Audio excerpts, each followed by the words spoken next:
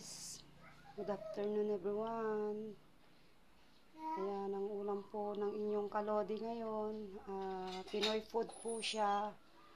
Hinog po na mangga, pritong talong po, at saka po pritong bangus, manok, kamatis po na may alamang po siya.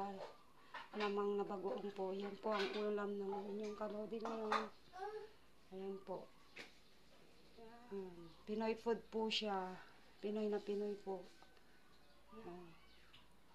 Yan po yung kinuha kong talong sa aking bakuran.